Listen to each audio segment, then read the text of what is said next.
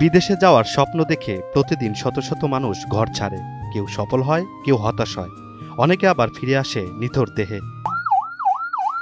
তেমনি ভাগ্য বদলের আশায় পঞ্চগড়ের তেঁতুলিয়ার মণ্ডলপালা গ্রামের রুহুল আমিন পাড়ি জমান মেসিডোনিয়ায়। কিন্তু ভাগ্যের নির্মম পরিহাস, 15 দিনের মাথায় এক দুর্ঘটনায় প্রাণ হারান তিনি। একমাত্র কর্মক্ষম ব্যক্তিকে হারিয়ে পরিবারে নেমে এসেছে শোকের ছায়া। জানুয়ারি 20 তারিখে গেছে, 6 তারিখে দুর্ঘটনা ঘটছে। 2 মাস 6 দিন হয়েছে, এখন বডি আসতেছে। এখানে অ্যাক্সিডেন্ট হয়ে মারা গেছে দুর্ঘটনা। পরিবারে আমাদের কোনো ছেলে নাই, আমি প্রেগনেন্ট আছি 8 মাসে। 2 মাস পর দেশে ফিরেছে রুহুলের নিথর দেহ। পুত্র শোকে মায়ের কান্না থামছেই না। গোটা গ্রাম যেন শোকে স্তব্ধ। শতাধিক মানুষ ছুটে আসে তাকে এক নজর দেখার জন্য।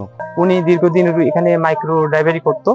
হঠাৎ করে তিনি সিদ্ধান্ত নিল যে ইউরোপ কান্ট্রিতে যাবে। তো এখানে যা ছিল সবকিছু বিক্রি করে উনি প্রায় 12 লক্ষ টাকার উপরে খরচ করে ওখানে গেল ইউরোপ কান্ট্রিতে, মেসিডোনিয়া যে দেশে গেছে।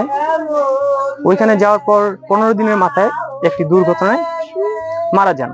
তো এই অবস্থায় ওনার যে সংসারটা হাল যে একজন ধরবে সেরকম কেউ নেই। আমি আপনাদের মাধ্যমে বাংলাদেশ সরকার বা আইন শৃঙ্খলা বাহিনী যারা আছে তার পরিবারের প্রতি সুদৃষ্টি রাখার আহ্বান জানাচ্ছি। রুহুল আমিন গর্ভবতী স্ত্রী সহ রেখে গেছেন 3টি মেয়ে সন্তান। পরিবারের একমাত্র উপার্জনক্ষম ব্যক্তি ছিলেন তিনি। পরিবারের জন্য সংশ্লিষ্টদের সহায়তার কথা বলছেন এলাকাবাসী।